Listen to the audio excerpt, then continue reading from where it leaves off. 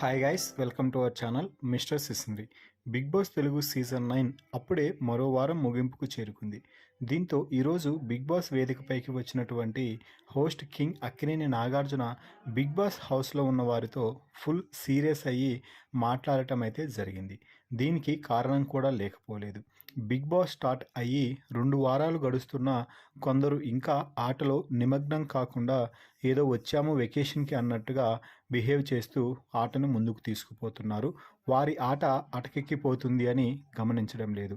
ఈ విషయాలను పరిగణలోకి తీసుకున్న హోస్ట్ నాగార్జున ఈరోజు బిగ్ బాస్ వేదికపై నుంచి మాట్లాడుతూ ముఖ్యంగా రీతు వర్మపై ఫైర్ అయ్యి చెలరేగిపోయి మాట్లాడారు అని చెప్పాలి. రీతు, నువ్వు కెప్టెన్సీ టాస్క్లో సంచాలకుగా కరెక్ట్ నిర్ణయం తీసుకున్నాను అని అనిపిస్తుందా అని ప్రశ్నించడంతో వెంటనే రీతు, అవును సార్, నేను అక్కడ ఖచ్చితంగా సరైన నిర్ణయం తీసుకున్నాను అంటూ చెప్పడంతో వీడియో ప్లే చేసి చూపించడం అయితే జరిగింది. ఆ తర్వాత నాగార్జున మాట్లాడుతూ, రీతు సంచాలకుగా చేసింది కరెక్ట్ అని ఎంతమందికి అనిపిస్తుంది, తప్పు అని ఎంతమందికి అనిపిస్తుంది అని అడిగితే తప్పు అంటూ సెలబ్రిటీస్ టీం అందరూ కూడా చేతులు పైకెత్తారు. అయితే ఓనర్స్ అయినటువంటి కామనర్స్ మాత్రం రీతుకి మద్దతుగా నిలిచారు.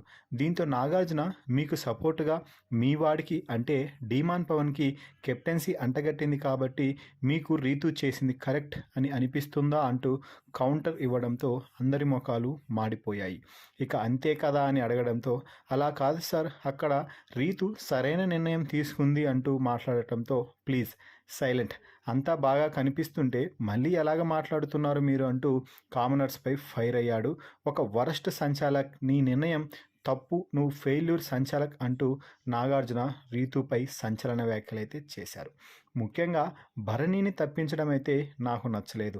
ఆటలో కొనసాగాల్సిన వాడిని నువ్వు తప్పించేశావు, అది నాకు నువ్వు కావాలనే చేసినట్లుగా అనిపించింది అని అంటే రీతు మాట్లాడితే, సార్ నేను ఒక రూల్ చెప్పాను, వాళ్ళు పాటించలేదు అంటే అక్కడే ఏమైపోయింది, నువ్వు ఏకంగా కెప్టెన్సీ రేస్ నుంచే తప్పించేశావు కదా, అసలు సంచాలకుగా నువ్వు అక్కడ ఉండి తప్పులు జరగకుండా చూసుకోవాలి కానీ ఎవరు తప్పు చేస్తే వారిని ఆట నుంచి బయటకు పంపించేయాలని చూసుకోకూడదు రీతు అంటూ రీతుపై ఫైర్ అయితే గట్టిగా ఇచ్చిపడేశాడని చెప్పాలి.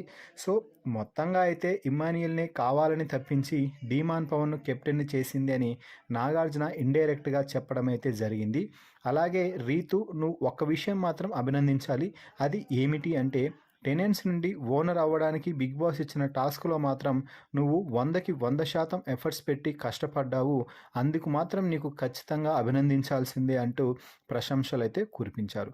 సో మొత్తంగా రీతు చేసింది 99% తప్పులే అంటూ నాగార్జున చెప్పడంపై మీ అభిప్రాయాన్ని కామెంట్స్ రూపంలో తెలపండి.